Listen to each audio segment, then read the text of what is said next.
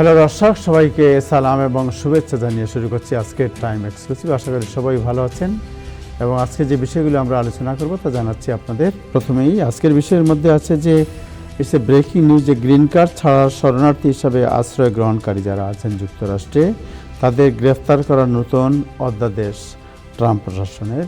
আজকে New York Times রিপোর্টটি breaking news হিসাবে প্রকাশ করেছে একটু আগে। নিউ ইয়র্কে রোববার তুষারপাতের আবারও সতর্কতা। এই বিষয়ে যে বিষয়টি করা হচ্ছে, আগের মতো স্নো হবে না, বাট স্নো হবে। বাজেট শূন্যতা পূরণে মেয়র জোহরান মামদানির যে পরিকল্পনা, এই পরিকল্পনায় তার নিজ শিবিরেই খুব হতাশা সৃষ্টি হয়েছে এবং বিভিন্ন মহলও এর সমালোচনা করছেন। প্রশ্ন উঠেছে, তাহলে কি তিনি আমাদের মিসগাইড করেছেন? এই বিষয়টি আজকে আলোচনা হবে। ইরানে আক্রমণে ব্রিটেন সহযোগিতা করবে না এবং ক্ষুব্ধ হয়েছেন ট্রাম্প।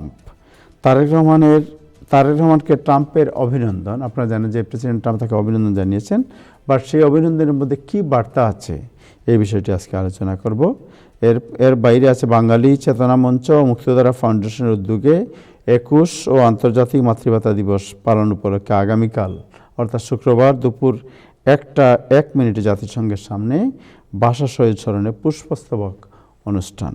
আজকে অতিথি যারা থাকবেন তাদের মধ্যে থাকবেন যেন হাসান ফেরদৌস, ডক্টর নির্জার সাকিব, মুক্তিযোদ্ধা ফাউন্ডেশনের বিশ্বজিৎ সাহা এবং ইব্রাহিম চৌধুরী খোকন। শুরু করব দিনের আপডেট জানাচ্ছেন নাজমুল হাসান। তার আগে ফেসবুকে যারা দেখছেন আশা করি অনুষ্ঠানটি শেয়ার করবেন। নাজমুল হাসান, আপনার কাছে যাচ্ছি। ধন্যবাদ আবু তাহের এবং ধন্যবাদ টাইম টেলিভিশনের সকল দর্শক শ্রোতা এবং প্যানেলিস্ট, সবাইকে সালাম এবং শুভেচ্ছা। আশা করি আপনারা সবাই ভালো আছেন। বৃহস্পতিবার ফেব্রুয়ারি মাসের 19 তারিখ। তবে উদ্বেগজনক খবরটি অবশ্য তাহের একটু আগে আপনাদের জানিয়েছেন নিউ ইয়র্ক টাইমস, যে প্রেসিডেন্ট ট্রাম্প যারা গ্রিন কার্ড ছাড়া যারা যুক্তরাষ্ট্রে বিভিন্ন ধরনের আশ্রয় প্রার্থনা করেছেন কিংবা শরণার্থী হিসেবে চাইছেন, তাদের আটক করার যে সিদ্ধান্তের কথা যদিও সরকারিভাবে ঘোষণা করা হয়নি, নিউ ইয়র্ক টাইমস সংবাদটি ব্রেকিং নিউজ হিসাবে ছেপেছে। তবে এটি অত্যন্ত উদ্বেগের বিষয় একটি সমগ্র কমিউনিটির জন্য। এমনকি যারা ওয়ার্ক পারমিটও আছেন তারা এখন আর নিরাপদ নয়। ওয়ার্ক পারমিটের নিরাপত্তা তো দিতে ইতিমধ্যেই সরকার তালবাহানা করেছে এবং অনেক ওয়ার্ক পারমিট ধারীকে তারা গ্রেপ্তারও করেছে। তবে সেই গ্রেপ্তারের ক্ষেত্রগুলো ছিল ভিন্ন। যেমন ধরেন, কেউ যদি নিউ ইয়র্ক স্টেটে অ্যাপ্লাই করে ওয়ার্ক পারমিট গ্রহণ করে তিনি যদি ফ্লোরিডায় কাজ করেন, সেই ধরনের অনেককে গ্রেপ্তার করা হয়েছে। কিন্তু এখন ঢালাওভাবে যেভাবে ইমিগ্রেন্টদের আটক করার কথা বলা হচ্ছে, এটি সত্যি একটি উদ্বেগজনক অবস্থার সৃষ্টি করবে। যাক, এই বিষয়ে আরো আলোচনা হবে এই অনুষ্ঠানে। সমগ্র বিশ্ব জুড়ে আজকে যে খবরটি শিরোনামের খবর, সেটি হচ্ছে যে ব্রিটেনের রাজা চার্লসের আপন ছোট ভাই, একমাত্র ভাই অ্যান্ড্রু মাউন্টব্যাটেন উইন্ডসরকে আজ গ্রেপ্তার করা হয়েছে, যিনি প্রিন্স অ্যান্ড্রু নামে পরিচিত ছিলেন।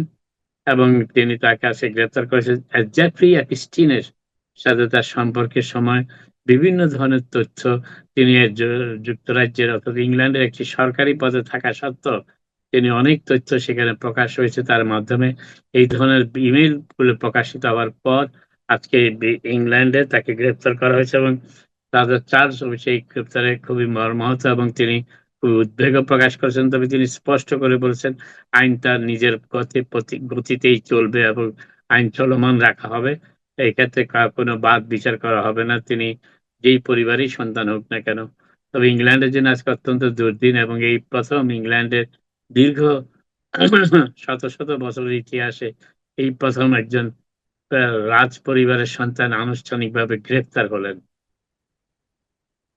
তবে তিনি কিছুদিন আগে এক সংবাদপত্রের সাক্ষাৎকারে নিজেকে সম্পূর্ণ নির্দোষ দাবি করেছিলেন প্রিন্স অ্যান্ড্রু, কিন্তু তা সত্ত্বেও তাকে আজ গ্রেপ্তার করা হয়েছে। জেফ্রি অ্যাপিস্টিনের সেই চিঠি এবং ইমেল গুলো প্রকাশিত হওয়ার পর সেখানকার খবরের সূত্র ধরেই তাকে গ্রেপ্তারটি করা হয়েছে। গতকাল আমি আপনাদের জানিয়েছিলাম যে ইরান এবং যুক্তরাষ্ট্রের মধ্যে যুদ্ধ অবস্থাটি এখন আর বিরাজমান নেই, যুদ্ধ বিলম্বিত হতে পারে। কিন্তু আজকে প্রেসিডেন্ট ট্রাম্প যুদ্ধের ব্যাপারে প্রস্তুতির কথা, আনুষঙ্গিক এবং প্রাথমিক প্রস্তুতির কথা জানিয়ে দিয়েছেন বলে বিভিন্ন সংবাদপত্রে প্রকাশিত খবরে দেখা যাচ্ছে যে আগামী প্রেসিডেন্ট ট্রাম্পের ভাষ্য অনুযায়ী আগামী 10 থেকে 15 দিনের মধ্যে ইরানের বিরুদ্ধে ব্যবস্থা গ্রহণ করতে যেতে পারে, যুক্তরাষ্ট্র যেতে পারে শব্দটা আমি এইজন্য বলছি। প্রেসিডেন্ট আবার একই সাথে বলেছেন, নাও যেতে হতে পারে। একটি ডিলও হয়ে যেতে পারে। যদি কোন ডিল না হয় তাহলে যুদ্ধ অবশ্যম্ভাবী এবং সেখানে সম্পূর্ণ প্রস্তুতি গ্রহণ করেছে। পৃথিবীর সর্বাধুনিক যুদ্ধ জাহাজ জেরাল্ড আর ফোর্ডকে এখন ক্যারিবিয়ান সাগর থেকে নিয়ে আসা হয়েছে। আ স্ট্রেট অফ জিব্রাল্টার অতিক্রম করে আজকে ইরানের দিকে ওই পারস্য উপসাগরের দিকে সেটি আ অগ্রসর হতে শুরু করেছে এবং সেখানে আরো বেশ কিছু সাপোর্টিং জাহাজ রয়েছে এবং প্রচুর পরিমাণ বিমান রয়েছে সেই জাহাজগুলোতে এবং যুক্তরাষ্ট্র সম্পূর্ণ প্রস্তুত ইরান আক্রমণ করার জন্য। তবে ইসরায়েল এবং ইরান দুজনেই সামরিক শক্তির দিক থেকে ইরানের চাইতে অনেক বেশি শক্তিশালী হওয়া সত্ত্বেও গতকাল হোয়াইট হাউসে ইসরায়েলের প্রধানমন্ত্রী বেঞ্জামিন নেতানিয়াহু এবং প্রেসিডেন্ট ট্রাম্পের বৈঠকের পর যে বাণী শোনা গিয়েছিল যে তারা এখনো আলোচনায় ব্যস্ত আছে এবং আলোচনায় অগ্রগতি হচ্ছে জেনেভাতে।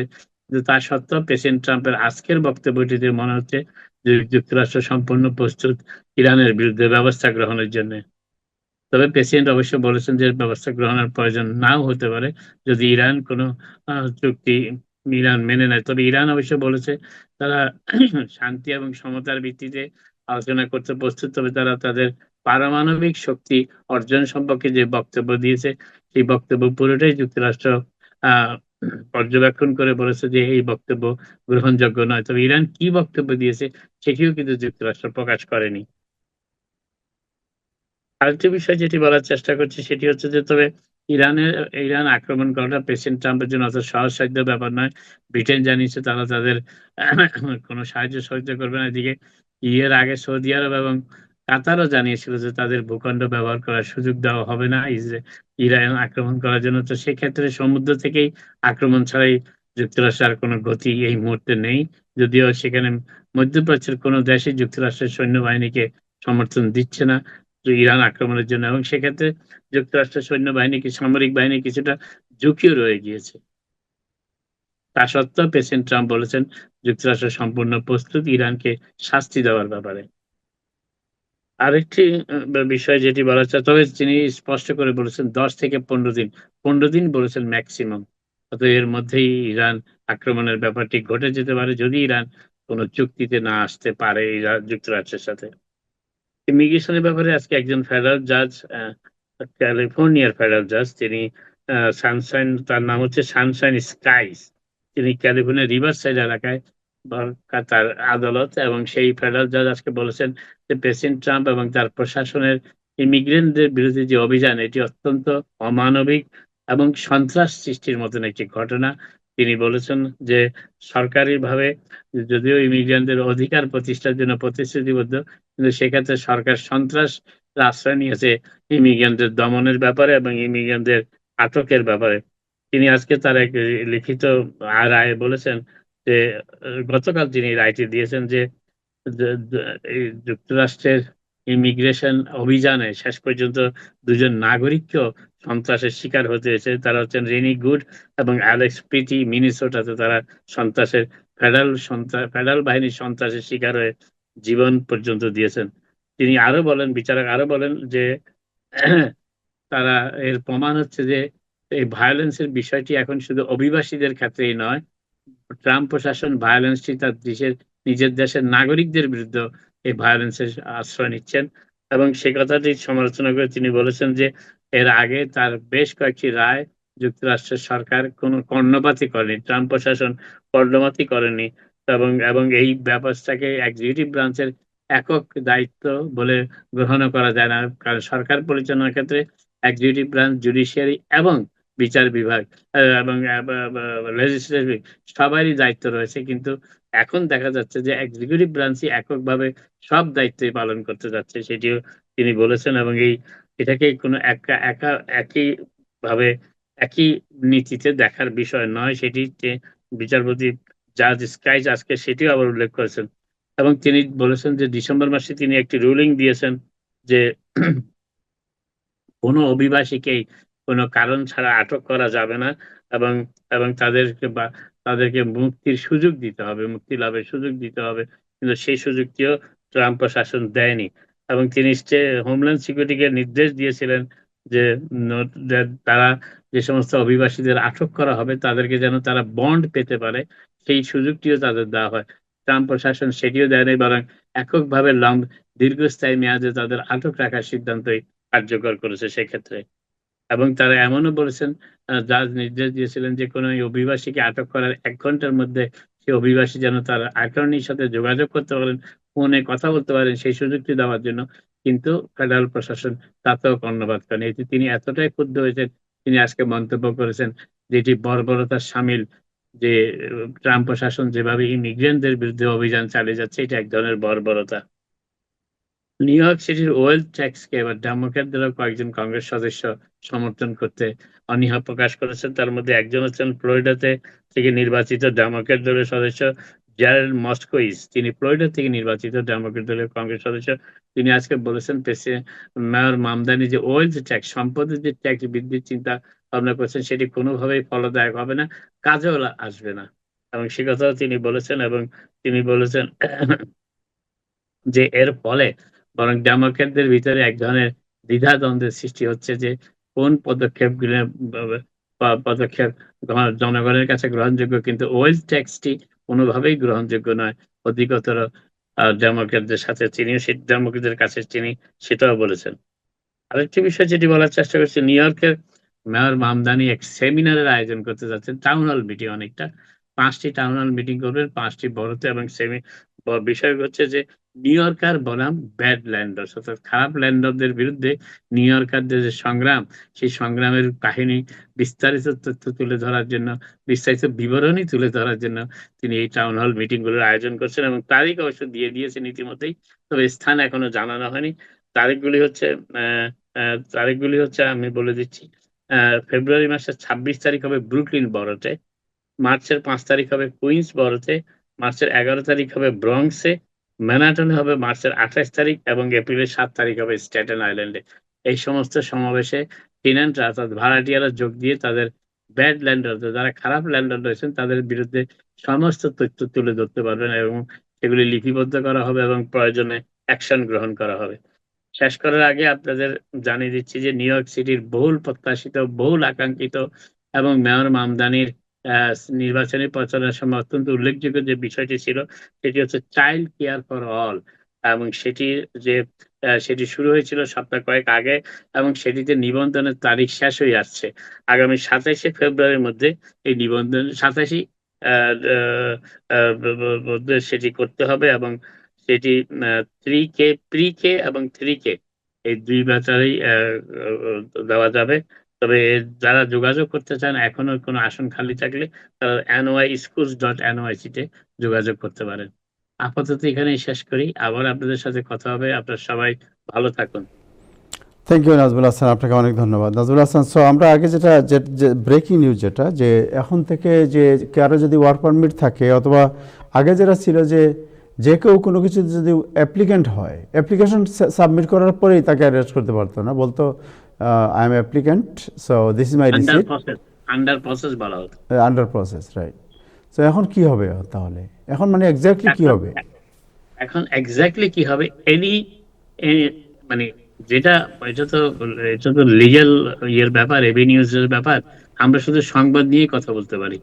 সংবাদটা হচ্ছে এরকম যে যারা যুক্তরাষ্ট্রের গ্রিন কার্ড না কিংবা যুক্তরাষ্ট্রের বৈধ ভিসা নাই যাদের কাছে, তারা কেউই এখন আর ইমিউন না গ্রেফতার থেকে, অর্থাৎ তাদেরকে গ্রেফতার করা যাবে ঢালাও ভাবে। এটি হচ্ছে মূল তথ্য, এবং এখানে কোনো ক্ষেত্র বিশেষ আছে কিনা সেটি বলা মুশকিল। তবে এখনো আইনের এইটাই ফেডারেল রেজিস্টারে এটি প্রকাশিত হয়নি। এটি একটা সংবাদের সূত্র থেকে, বিভিন্ন সূত্র থেকে নিউ ইয়র্ক টাইমস এই সংবাদটি ছেপেছে। তবে সংবাদটি খুবই ভীতিকর সংবাদ, যে এতদিন মনে করতো যার পকেটে একটি ওয়ার্ক পারমিট আছে তিনি কাজ করার সুবিধা পাবেন এবং কাজ করতে পারবেন, এবং যতদিন তার ওয়ার্ক পারমিট আছে তিনি আমেরিকা থেকেই তো কাজ করবেন, তাকে তো আর আমেরিকার বাইরে থেকে কাজ করার অনুমতি দেওয়া হচ্ছে না। কিন্তু এখন বলা হচ্ছে নতুন ইন্টারপ্রিটেশন যেটা, সেটা বলা হচ্ছে যে ওয়ার্ক পারমিট যুক্তরাষ্ট্রে কাউকে থাকার অনুমতি দেয় না। সো এখানে যে জিনিসটা বলা হচ্ছে নাজমুল ভাই, যে refugees who have not applied for a green card after being legally in the United State for a year could be arrested, so they can be inspected and examined for admission under new term administration policy. That is the main এটাই thing. বলার চেষ্টা করছি। আপনাকে green card আপনি apply করলেন অ্যাসাইলামের জন্য, আপনাকে asylum দিলেন, 1 বছরের মধ্যে আপনি গ্রিন কার্ডে অ্যাপ্লাই করলেন না, আপনার সেই অ্যাপ্লিকেশনটি আর কার্যকর নাই। So that means আপনাকে নিয়ে আবার তারা দেখবে যে আপনার অ্যাপ্লিকেশন আপনাকে আবার অ্যাডমিশন করতে হবে। দ্যাট মিন্স মানেটা কি? মানেটা কি আপনি এখানে আছেন বাট আপনার কোনো স্ট্যাটাস নাই, that means you are illegal. Right. So এখানে আরেকটা জিনিস বলছে, it was unclear how long refugee could be kept in detention under the policy. এখন ডিটেনশনে নিয়ে যাবে, নিয়ে ওখানে চেক করবে সব। আপনি তো আমাদের কিছুদিন আগে অনুষ্ঠানে খবর ছাপছি যে 6টা বড় বড় ওয়ার হাউসকে ডিটেনশন সেন্টারে বানানো হচ্ছে। ডিটেনশন বিজনেসটা খুব ভালো, প্রেসিডেন্ট ট্রাম্পের আমলে ডিটেনশন সেন্টারের বিজনেসটা খুব ব্যাপক আকার লাভ করেছে এবং বিলিয়নস অফ ডলার এটার জন্য বরাদ্দ করা হয়েছে। জি আপনি পড়ছেন তো বোধহয় স্টোরিটা, রাইট? জি, আমি পুরোটাই পড়তেছি। এটা যদিও নিউ ইয়র্ক টাইমস এটা মানে এনপিআর একটা ভালো নিউজ করেছে এবং এটা একটা ডকুমেন্ট দিয়েছে তারা, সেখানে হোমল্যান্ড সিকিউরিটির একটা মেমোর উল্লেখ করেছে, যে মেমোটা মিনেসোটার একটা আদালতে উপস্থাপন করা হয়। সেই মেমোতেই এটা বলা হয়েছে যে যারা মানে এটা অত্যন্ত দুঃখ ভারাক্রান্ত এবং এটা উদ্বেগের সাথে এটা বলতে হচ্ছে যে আমাদের এখানে হাজার হাজার লক্ষ লক্ষ মানুষ যারা মানে অ্যাপ্লাই করেছে এবং তাদের হাতে গ্রিন কার্ড পৌঁছে নাই, আপাতত অনেকে হয়তো হিয়ারিং এর অপেক্ষায় আছেন, তাদেরকে গ্রেফতার করে নিতে পারে এবং অনেকের মানে যদি তার অ্যাসাইলামে প্রুভ হয় গ্রিন কার্ড আসার আগ পর্যন্ত তার হাতে গ্রিন কার্ড নাই, তাকে নিয়ে তারা এটা আবার পুনঃতদন্ত করতে পারবেন। তো এটা গত 1 বছরের মধ্যে যারা ওখানে এনপিআর এর নিউজে যেটা উল্লেখ করেছে, গত 1 বছরের যেটা পেয়েছেন তাদের বেলায় যেমন এবং আগেও যারা আছেন এখন এইভাবে ঝুলে আছেন বা গ্রিন কার্ড তাদের মানে সিটিজেনশিপ পর্যন্ত পাওয়া হয় নাই, তারা তাদেরকে যে কোনো সময় নিয়ে বেটিং সিস্টেম করতে পারে, তারা আবার তদন্ত করতে পারে। So this is a very alarming news. এটার জন্য আমাদের যারা এই সাম্প্রতিক সময়ে অ্যাসাইলাম ফাইল করেছেন, যারা অপেক্ষায় আছেন, যাদের অ্যাসাইলাম আবেদন গ্রহণ করা হয়েছে এবং চূড়ান্ত শুনানির অপেক্ষায়, তাদেরও আমার মনে হয় সতর্ক হওয়া উচিত এবং এই বিষয়টা জানা উচিত কি হচ্ছে। আমরা নাজমুল ভাই যেমন বললেন যে আমরা এখন জাস্ট সংবাদ নিয়ে কথা বলতেছি, এটা লিগ্যাল ইমপ্লিকেশনটা কতটা হার্শ এটা এখন আমরা জানি না। আমি যাতে ওই নিউ ইয়র্ক টাইমস এবং এনপিআর এর নিউজটা দেখে আমি যা বললাম আর কি। তবে এখানে একটা কথা আছে, ইব্রাহিম চৌধুরী, এখানে যে জিনিসটা খুব আন্ডারলাইন কিন্তু স্পষ্ট করে বলা হয়নি, যে until you have become the citizen of the United States, এই পলিটিক্যাল অ্যাসাইলাম কিংবা অন্যভাবে যারা গ্রিন কার্ড পাইছে, they can be re-examined because of the Washington ডিসিতে সেই ঘটনার পর থেকে তারা ভেবে নিচ্ছে যে রিফিউজি এবং অ্যাসাইলাম কেসে যারা যুক্তরাষ্ট্রে এসেছে এদের ব্যাটিংটা পারফেক্ট হয় নাই এবং সেই জন্যই এই জিনিসগুলো তারা করার চেষ্টা করতেছে। এক্স্যাক্টলি।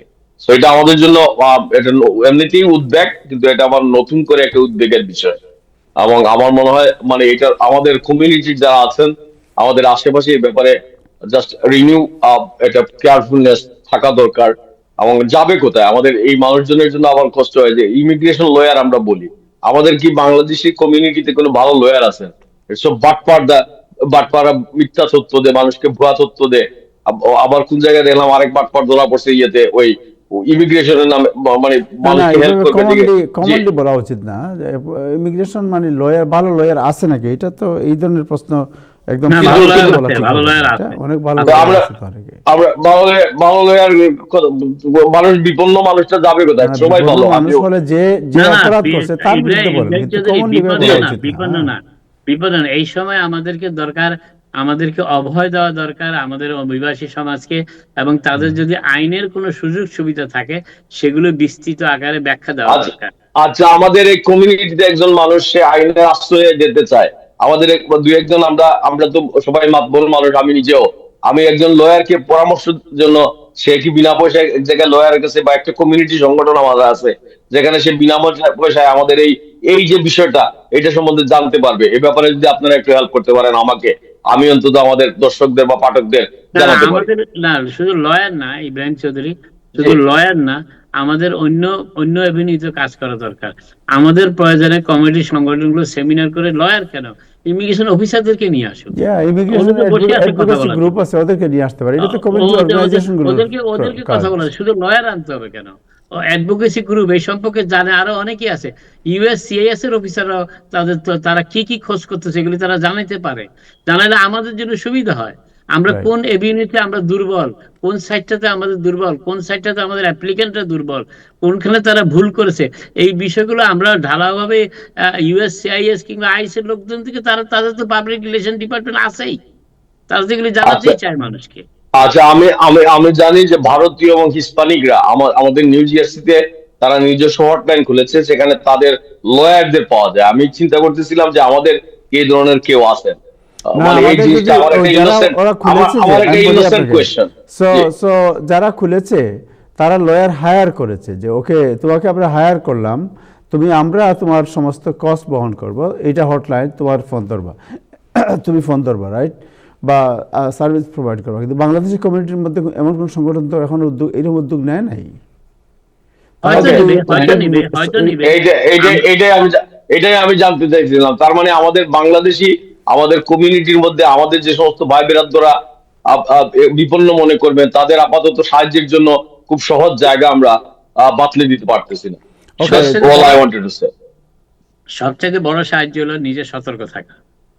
আর একটা জিনিস হলো, এই ঘটনাটা তো আজকে ঘটেছে, কিছুক্ষণ আগে। এটা তো ধরেন এখন কালকে হয়তো আমরা পার্সু করব বিভিন্ন অর্গানাইজেশনকে, যে আপনারা এই বিষয়ে উদ্যোগী হন। না, ওরা এগিয়ে আসবে, আমি শিওর। তাহের হ্যাঁ। কমিটি সংগঠন অনেকে আছে, এগিয়ে আসবে, এটা জি। অস্বীকার করার কোনো উপায় নাই। আমাদের এখানে মানব দরদি লয়ারও আছে, সবাই আছে। কিন্তু সমস্যাটা যেটা, সেটা হচ্ছে লজিস্টিক্সটা কিভাবে মেনটেন করা যাবে, কোথায় আমরা করব, কোথায়, এইখানেই আমাদের দুর্বলতা। আমরা রাইটে কোনো কিছু করতে পারি না। আরেকটা বিষয় যেটা আমার যেটা এই নিউজগুলো পড়ে আমার যে ফিলিংস হচ্ছে, সবাইকেই সতর্ক থাকা উচিত। Everybody should be careful. এবং যাদের অতীতে কোনো ভুল ভ্রান্তি কিংবা কোনো কিছু তথ্য থেকে থাকে, এগুলির ব্যাপারে ইমিডিয়েটলি নিজেরা নিজেদের লয়ারদেরকে পার্সু করেন। সেখানে কালেকটিভ ভাবে করার কিছু নাই। এটা কালেকটিভ সমস্যা না, এটা ইন্ডিভিজুয়াল সমস্যা, অনেকেরই ব্যাপক আকার ধারণ করছে। যেমন আমি একটা সিম্পল উদাহরণ আপনাকে দিই, আমি নাম বলতে চাচ্ছি না। 1988 সালের মিনিস্ট্রির সময় এক ব্যক্তি 3টা গ্রিন কার্ড বানিয়েছিল। কারণ সেই সময় তো এইভাবে ফিঙ্গারপ্রিন্টিং এর ডিজিটাইজেশন ছিল না। তো 3টা ফিঙ্গারপ্রিন্টিং বানিয়েছে। তো উনি 2টা ফিঙ্গারপ্রিন্টে ক্রেডিট কার্ড ব্যবহার করেছে, আরেকটা দিয়ে পরবর্তীতে সিটিজেন হয়েছে। বেশ কয়েকদিন আগে তিনি চিঠি পাইছেন যে এই 3টার ব্যাপারটা তিনি কেন গোপন করলেন তার N400-এ। অতএব এই জিনিসগুলো এখন উঠে আসতেছে কিন্তু ধীরে ধীরে। কারণ 1988, 87, তাই আপনি তো জানেন, 87, 88, 89, 90, 91, 92 এই সময়গুলিতে ব্যাপক ইমিগ্রেশন জালিয়াতি হয়েছে। কারণ তখন তো ফিঙ্গারপ্রিন্টের ডিজিটাইজেশন ছিল না। তখন যে কেউ, এমনকি আমি যখন নিউ ইয়র্কে প্রথম আসি, ড্রাইভিং লাইসেন্সের তো ছবি ছিল না। Right, that's right. আচ্ছা, আরেকটা বিষয়ে কিছু সমালোচনা হচ্ছে। কালকে আপনারা জানেন যে আমাদের অনুষ্ঠানে আপনার আমেরিকান ফর্মার একজন ডিপ্লোম্যাট এসেছিলেন, ড্যান জন, এবং তিনি যেটা বলছিলেন যে ওনাকে প্রশ্ন করা হয়েছিল, আমরা প্রশ্ন করেছিলাম যে আওয়ামী লীগের ফিউচার তুমি কি মনে করো, what is the future of Awami League. এইটার উত্তরে উনি বলছিলেন যে আওয়ামী লীগের ফিউচার বলতে গিয়ে উনি বলছেন যে শেখ হাসিনা, আমার মনে হয় না শেখ হাসিনার কোনো ফিউচার আছে। উনি বলছেন যে শেখ হাসিনা হয়তো দেশের বাইরে, অথবা আপনার ওনার যে বয়স, এই বয়সে দেশের বাইরে অথবা জেলখানায় তার মৃত্যু হতে পারে, এবং আওয়ামী লীগের নতুন লিডারশিপ নিয়ে আসতে হবে। সো এটা নিয়ে অনেকে প্রশ্ন তুলেছে যে একজন ডিপ্লোম্যাট সেইরকম কথা বলতে পারে কিনা। What is your opinion? Nazmul হাসানকে দিয়ে শুরু করি। আমরা ফ্রি মুক্ত চিন্তার দেশে বসবাস করি, অথবা সেই আলোকে বিষয়টাকে দেখতে হবে। বাংলাদেশের রাজনৈতিক আবেগ দিয়ে বিষয়টা দেখার নাই। কিন্তু আমরা এই দেশে ট্রাম্পের অনেকে মৃত্যু চিন্তা করে, কামনা করে, মরে যেতে পারে ট্রাম্প যে কোনো দিন। এটা নিয়ে পেপারে হিউজ হেডলাইন স্টোরি হয়, আবার ট্রাম্প তার জবাবও দেয়। তো আমরা যে মুক্ত বুদ্ধি চর্চার সমাজে থাকি, সেগুলিতে এই ধরনের বক্তব্য একজন ডিপ্লোম্যাট কেন, যে কেউ ব্যক্তি, রাজনীতিবিদরাও দিতেই পারেন। সেটি না, কিন্তু কথা হচ্ছে যে হ্যাঁ, ইয়েস অফকোর্স, আমাদের অনেকের পক্ষে সেটি গ্রহণ করা সম্ভব না, কারণ আমরা আবেগী মানুষ, আমাদের আবেগ গুরুত্ব দিতে হবে। তবে আমেরিকান ডিপ্লোম্যাট বাংলাদেশের আবেগ নিয়ে চিন্তা করবেন বা কেন, নিউ ইয়র্ক আমেরিকার মাটিতে বসে। সো ইব্রাহিম সিদ্দিক ওমর, আপনি তো ছিলেন সেই অনুষ্ঠানে, আপনি শুনেছেন উনি যা বলেছেন, রাইট? জি। জন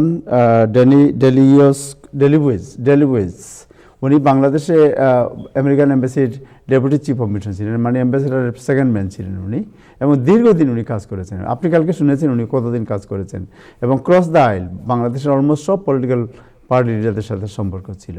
সো আওয়ামী লীগের ফিউচার প্রশ্ন বলতে গিয়ে তিনি যা বলেছেন, এটাকে আপনি কিভাবে দেখছেন? না, অনেক মানে এটা ঠিক যে এই সমস্ত লোকজন আমেরিকার ডিপ্লোমেট হলেও বাংলাদেশ সম্বন্ধে তার খুব ধারণা। আমরা যখন দেশে স্বৈরাচার বিরুদ্ধে আন্দোলন করি তখনও ছিলেন উনি। সো হ্যাঁ, উনি ছিলেন, right. তার ধারণাটা খুব স্পষ্ট, এবং এটা তো ঠিক যে আওয়ামী লীগের এখন পর্যন্ত কোনো রাজনৈতিক বক্তব্য নাই। তার বক্তব্যটা যদি দেখেন যে আওয়ামী লীগ গত নির্বাচন নিয়ে আওয়ামী লীগের কি বক্তব্য ছিল, যে মানে এক ধরনের বক্তব্য ছিল, যে একটা গা ছাড়া বক্তব্য ছিল, আপনারা ভোটে যাবেন না। সেই ভোটে যাবানোর আহ্বানটা দেশের মানুষ কি ব্যাপকভাবে আওয়ামী লীগ সমর্থকরা পালন করেছেন? না, এইটাকে এমন কোন পর্যায়ে যায় নাই যেটা নিয়ে নির্বাচনকে প্রশ্নবিদ্ধ করা যায়, সেটাই জন কালকে বলতে শুরু করেছেন। তার মানে কি এখন পর্যন্ত আওয়ামী লীগের কোনো রাজনৈতিক কর্মসূচি নাই। এখন নিয়তির নিষ্ঠুর পরিহাস হচ্ছে যে আওয়ামী লীগ কি এই অনুকম্পার উপর নির্ভর করবে, যে বর্তমান প্রধানমন্ত্রী তারেক জিয়া যে উনি কখন অনুমতি দিবেন না দিবেন তারা করবে, তাদের তো একটা রাজনৈতিক বক্তব্য থাকবে। এখন আগের অন্তর্বর্তীকালীন সরকারের সময় তাদের কার্যক্রম নিষিদ্ধ, কিন্তু তাদের দল হিসেবে তো তাদেরকে নিষিদ্ধ করা হয় নাই। এটার পরে এখন আওয়ামী লীগ কোন তাদের নেতৃত্বকে, এখন আমরা যদি দেখি এই যুক্তরাষ্ট্রে বসে মানে আওয়ামী লীগ দলীয় প্রধান শেখ হাসিনার ছেলে, তিনি একবার বলতেছেন এক কথা, আবার শেখ হাসিনার যে সমস্ত বার্তা আমরা মানে বিভিন্ন মাধ্যমে পাই, তার বক্তব্য একটা। এখানে যদি আমাদের সিনিয়র একজন মানে মন্ত্রী নেতা আব্দুল মোমেন সাহেব, তার এক ধরনের বক্তা। তার মানে আওয়ামী লীগের একটা রাজনৈতিক বক্তব্য দাঁড় করাতে পারে না এখন পর্যন্ত গত 1.5 বছরে। এর জের ধরেই বলতেছেন যে শেখ হাসিনা তো বয়স্ক, তার তো সময় নাই, এবং শেখ হাসিনা যদি আসে নয়, এমনও তো না যে তিনি মানে ঘোষণা দিয়ে সীমান্ত পাড়ি দিয়ে হাঁটতে হাঁটতে মানে আমেরিকা বলতেছি বাংলাদেশে চলে আসবেন, অথবা বাংলাদেশ থেকে নতুন প্রধানমন্ত্রী তারেক জিয়া যে প্রিয় সাবেক মানে প্রধানমন্ত্রী, আপনি আস্তে আস্তে চলিয়ে আসুন, এ ধরনের একটা চিঠি দিয়ে তো দাওয়াত দিবেন না। তার এই আসার প্রক্রিয়াটা কি? তিনি, হ্যাঁ, শেখ হাসিনা আসার প্রক্রিয়া যদি হয় এই সরকারের সময়, সরকারের পদ্ধতিটা মানতে হবে। তিনি ইতিমধ্যে একজন কনভিক্টেড মানুষ, তার এই কনভিকশনটা, হ্যাঁ, এই কনভিকশনটা রাষ্ট্র ক্ষমা করতে পারে, কিন্তু এই প্রসেসের জন্য যে সময়, ওইসব হিসাব করেই ওই আমেরিকান ডিপ্লোম্যাটটা বলছেন যে শেখ হাসিনা হয়তো জেলেই অথবা বিদেশি মারা যেতে পারে। এই অবস্থায় শেখ হাসিনাকে ধরে রেখে, এবং তার বক্তব্য যদি আপনারা বাজিয়ে শুনুন, তার শেখ হাসিনার কে পাশ কাটিয়ে যদি আওয়ামী লীগ তার নিজের নেতৃত্ব নিয়ে সামনে না আসতে পারে, আমি আওয়ামী লীগের কোনো ভবিষ্যৎ দেখি না। এই কথাটা মানে কালকে আমেরিকান ডিপ্লোম্যাট বলেছে। জি, তো এই একদম অমূলক না, এটা বাস্তবের খুব কাছাকাছি আমি মনে করি। হাসান ভাই, আপনি তো শুনলেন, আজকে অবশ্য 2 জন আমাকে ফোন করেছেন, ওনারা মনে করছেন, ওনারা most probably Awami League supporter, বা আমি জানি না। ওনারা বলেছেন যে আপনারা এইরকম একজন ডিপ্লোমেটকে নিয়ে আসছেন আপনারা, এবং উনি এইরকম কথা বলছেন। আমরা তো ডিপ্লোমেটদের নিয়ে আসি, উনি কি বলবেন এটা তো আমরা আগে শিখিয়ে দেই না। This is his comment. So আরেকটা সমস্যা হচ্ছে যিনি আমার বক্তব্য শুনতেছেন, আমি তো তার পছন্দ অনুযায়ী বক্তব্য দিতে পারবো না। হোয়াট আই ফিল, এই ডিপ্লোমেট যেটা ফিল করে, আপনি you have all right to differ him, that's all. Right. Hasan ভাই বলবেন। এই বিষয়ে আপনার কি কোনো কমেন্ট আছে নাকি? ধন্যবাদ তাহের। আমি শুনিনি, আমি কালকে দেখিনি, বলতে পারবো না। তবে যে কথা উনি বলেছেন, অসত্য কি বলেছেন। প্রথমত, উনি একজন ডিপ্লোম্যাট নন, প্রাক্তন ডিপ্লোম্যাট। কেমন?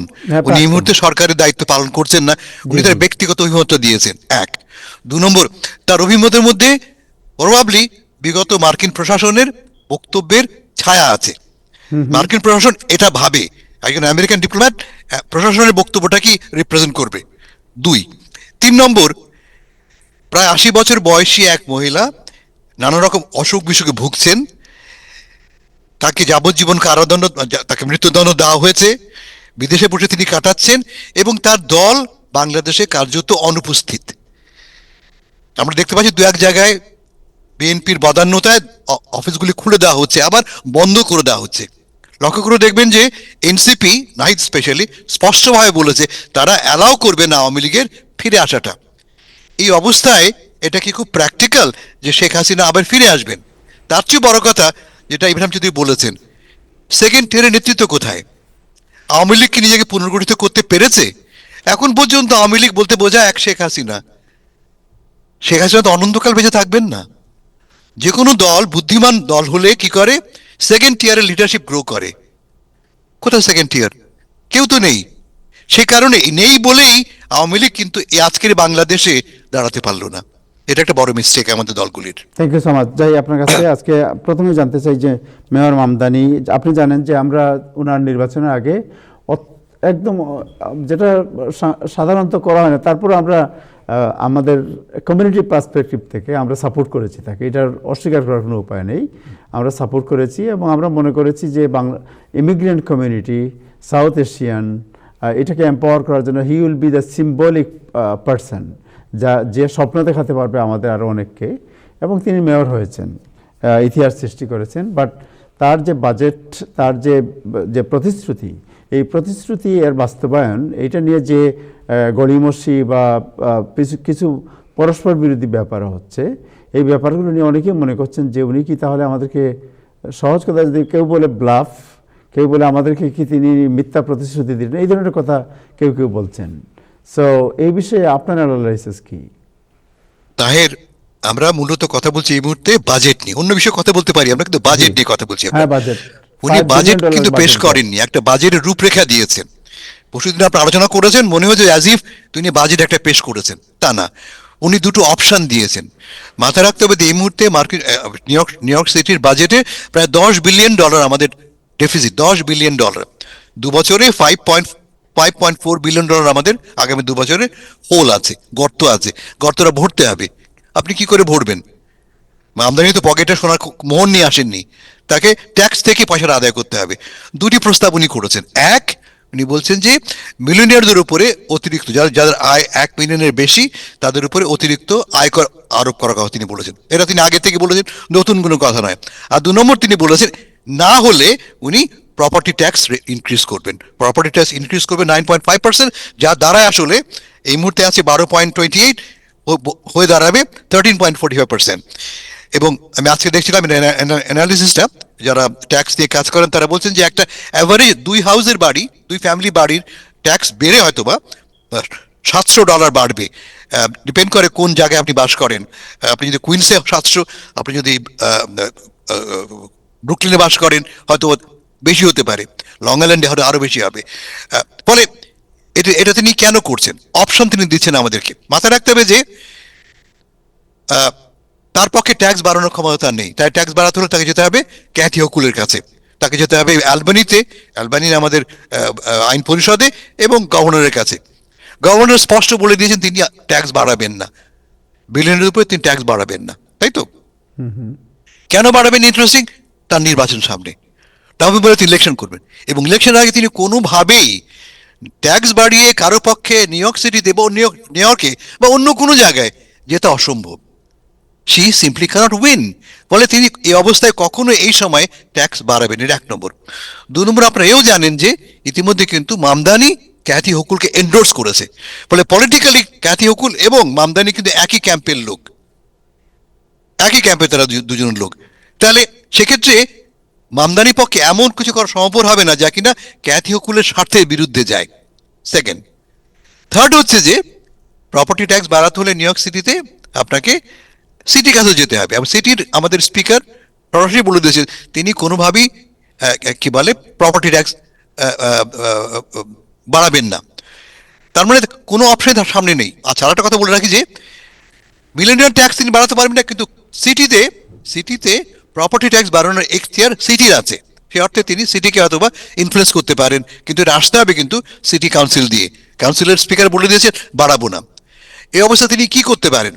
আমার ধারণা যে এই পুরো ব্যাপারটা একটা খেলার মতো।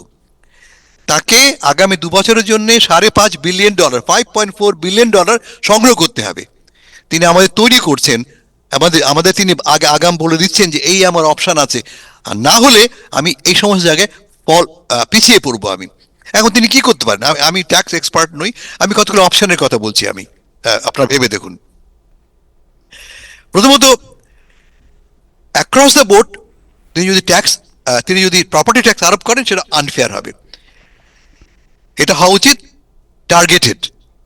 যারা ট্যাক্স অ্যাক্রস দ্য বোর্ড হলে সবচেয়ে ক্ষতিগ্রস্ত কারা হবে? যারা কম আয়, যারা মধ্যবিত্ত, নিম্ন মধ্যবিত্ত। যাদের অনেক পয়সা আছে তারা যদি বেড়েও যায় আরো 5%, 7%, 9%, খুব একটা গায়ে লাগবে না। কিন্তু আপনার আমার গায়ে 2% বাড়ালেই কিন্তু গায়ে লাগবে। ফলে তাকে এটা প্রয়োগ করতে হবে টার্গেটেড, যারা দিতে পারে, যারা দিতে সক্ষম তাদের। এটা 1 নম্বর। 2 নম্বর, এই আমাকে কনভিন্স করতে হবে যে আমি টাকাটা, যে বাড়তি টাকাটা নিচ্ছি কেন নিচ্ছি, এটা আমাকে, আমি ট্যাক্স পেয়ার হিসেবে ইউ মাস্ট কনভিন্স মি। লক্ষ্য হবে দুটো। 1 নম্বর, টার্গেটেড প্রজেক্টস, এই ক্ষেত্রে আমি টাকাটা ব্যয় করবো। শিক্ষা ক্ষেত্র হতে পারে, স্বাস্থ্য ক্ষেত্র, বা টার্গেটেড আমাকে জানাতে হবে বা এই টাকাটা আমি এই খাতে ব্যয় করবো। 2 নম্বর, সেভিংস। মাথায় রাখতে হবে যে নিউ ইয়র্ক সিটিতে অসংখ্য লুপ হোলস আছে। আমি একটা এক্সাম্পল দিই আপনাকে। ওভারটাইম, আমাদের এই বাজেটের অলমোস্ট 12% আমরা লুপ হোলে, ওভারটাইমে ব্যয় করি, যা কিনা বন্ধ করা যায়। সব দেশেরই কিন্তু লুপ হোল থাকে। বাংলাদেশ আমরা জানি, একটা বালিশ কিনতে 56,000 টাকা দিয়ে আমরা বালিশ কিনেছি। আমরা নিউ ইয়র্কেও তাই। নিউ ইয়র্কেও কিন্তু এই পাবলিক ওয়ার্ক যখন হয় তখন 10 টাকা জিনিস 12 টাকা কেনা হয়। এই লুপ হোলগুলি বন্ধ করার সুযোগ কিন্তু তার আছে। আর একটা কথা বলে রাখি আমি, অ্যাকাউন্টেবিলিটি। আমাকে জানাতে হবে যে এই যে আপনি খরচ করছেন এর হিসাবটা পাবো কোথায় আমি।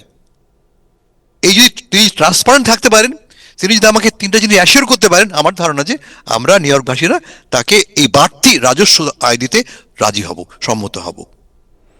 থ্যাংক ইউ আপনাকে। আপনার সাথে আরেকটা বিষয়ে কথা বলতে চাচ্ছিলাম, যদিও বিশ্বজিৎ শাহ আমাদের সাথে আছেন। কালকে মহান একুশের বিশ্বজিৎ শাহ আছে। বিশ্বজিৎ শাহ, জি, বিশ্বজিৎ শাহর কাছে। বিশ্বজিৎ শাহ, আপনি শুনতে পাচ্ছেন? সো আমরা আরেকটা বিষয়, বাট মাঝখানে আপনার সাথে একটু কথা বলি। কালকে তো 21শে বাংলাদেশে যখন 21-এর প্রথম প্রহর, একই সময়ের সাথে মিল রেখে আপনারা জাতিসংঘের সামনে পুষ্পস্তবক আপনারা অর্পণ করবেন। সো আপনাদের প্রোগ্রাম কি এবং কারা এখানে পার্টিসিপেট করবেন? আসলে তো আপনার মনে আছে নিশ্চয়ই, বহু বছর আগের কথা, 1992 সাল থেকে বাঙালি চেতনা মঞ্চ এবং মুক্তধারা ফাউন্ডেশন এটা জয়েন্টলি এই প্রোগ্রামটা করে আসছে। এবং 1992, এটা বহুদিন, আপনাদের মনে আছে যে সেই সময় কবি শহীদ কাদরী, নির্মলেন্দু গুণ এবং জ্যোতি প্রকাশ দত্ত একসাথে যখন পুষ্পস্তবক অর্পণ করে, সেটি একটি সারা পৃথিবীর কাছে একটি মাইল ফলক হয়। এরপরে তো অনেক ঘটনা। 1999 সালে ইউনেস্কো কর্তৃক আন্তর্জাতিক মাতৃভাষা দিবস, 2001-এ জাতিসংঘ কর্তৃক, 2002-তে আমাদের নিউ ইয়র্ক স্টেট সিনেট কর্তৃক রেজুলেশন পাস। এবং এই বাংলাকে ঘিরে এবং বাংলা সংস্কৃতি, বাংলা ভাষার এটা এখন নিউ ইয়র্ক শহরটা বিভিন্নভাবে একটা বাংলার ভ্রাম্যমান একটা বাংলা স্থল হয়েছে। এবং বিভিন্ন আমেরিকার লাইব্রেরিগুলোতে প্রচুর পরিমাণ বাংলা বই এবং বাংলা বিভাগ শুরু হয়েছে স্কুলগুলোতে। এবং যারা সবচেয়ে ইন্টারেস্টিং যে ব্যাপারটা আমি বলবো, যেমন হারুন আলী, আব্দুর রহিম বাদশাহ, সাকওয়াত আলী, সজল পাল, আব্দুল গাফফার খসরু বা শামীম আহমেদের মতো যারা 24-26 বছর বয়সে এই কাজটি শুরু করেছে এবং প্রথম ফুল অর্পণ করে একজন উপস্থিত সর্বকনিষ্ঠ শিশু। এবছরও সেই একইভাবে একই ফর্মে যে উপস্থিত এবং নিউ ইয়র্কের শিল্পীরা, লেখকরা সকলে মিলে একত্রিত হয়ে আপনার সকাল বাংলাদেশ সময় রাত 12টা 1 মিনিট, নিউ ইয়র্ক সময় দুপুর 1 মিনিটে জাতিসংঘের সামনে সকলে মিলে আমার ভাইয়ের রক্তে রাঙানো গান পরিবেশন করবে এবং শিল্পীরা সকলে মিলে গান করবে, 21 ভাষা শহীদদেরকে শ্রদ্ধা জানাবে। এর মাধ্যমেই এই দিনটি পালিত হবে। এবং আমার বিশ্বাস যে 35 বছর ধরে একটানা একই জায়গায় একইভাবে এই অনুষ্ঠানটি হচ্ছে, এটি পৃথিবীতে, সারা পৃথিবীতে বাংলার বা জয় জয়কারের একটি বড় একটা প্রাপ্তি বলে আমার বিশ্বাস বা আমি মনে করি। Thank you so much. Thank you, আপনাকে অনেক ধন্যবাদ। কালকে তো এটা সবার, এটা উন্মুক্ত প্রোগ্রাম, সবাই যেতে পারবেন এখানে, রাইট? সবাই যেতে পারবেন এবং যেভাবে প্রতি বছর সবাই উপস্থিত হন এবং নিউ ইয়র্কের আশপাশ থেকেও অনেকে আসছেন এবং সাংস্কৃতিক একটা অনুষ্ঠান থাকবে মাত্র 30 মিনিটের এবং সকলে মিলে আমরা শ্রদ্ধা জানাবো। এটাই আপনাদের কাছে আপনাদের চ্যানেলের মাধ্যমে আমরা সবাইকে অনুরোধ জানাচ্ছি যে আমরা এই 35 বছর একটানা এই কাজটি করতে পেরে, এবং নতুন বাংলাদেশের যে নতুন দায়িত্ব নিয়েছে নতুন সরকার, এবং সকলে মিলে আমরা যাতে করে এই প্রত্যাশা অর্জিত হয়, বাংলাদেশ বাংলা ভাষার জয় জয়কার হয়, এটাই আমাদের প্রার্থনা। থ্যাংক ইউ আপনাকে অনেক ধন্যবাদ। হাসান ভাই, আপনার কাছে আবার যাচ্ছি আমি একটু, যে আপনি জানেন যে উত্তেজনা উপসাগরে, যে মানে পারস্য উপসাগরের উত্তেজনা, এই উত্তেজনায় যে ডোনাল্ড ট্রাম্প ইতিমধ্যেই তার সাজোয়া বহর বা নৌবহর বা যুদ্ধের একটা দামামা বাজছে ওই এলাকার মধ্যে, এবং মনে করা হচ্ছে যে কোনো সময় অ্যাটাক হতে পারে। বাট আরেকটা ডিপ্লোম্যাটিক একটা আপনার ডিজাস্টার ঘটেছে, যেটা হলো যে ব্রিটেন অলওয়েজ যুক্তরাষ্ট্রের অ্যালাইজ, বাট আজকে ব্রিটেন, আজকে সব কাগজের রিপোর্ট আসছে, ব্রিটেন বলে দিয়েছে যে আমাদের কোনো ল্যান্ড এই অপারেশনে ব্যবহার করতে দেওয়া হবে না, বিকজ এটা আন্তর্জাতিক আইন লঙ্ঘনের সমান হবে। এতে খেপে গেছেন ডোনাল্ড ট্রাম্প। সো আপনার কি মনে হয় যে অল অফ এ সাডেন এই যে যুদ্ধের একটা দামামা এবং কোয়ালিশন করতে উনি ব্যর্থ হলেন, এটা কি এই ডিপ্লোম্যাটিক ফেলিওর, আবার যুদ্ধের দামামা, সব মিলিয়ে কি মনে হয় আপনার কাছে?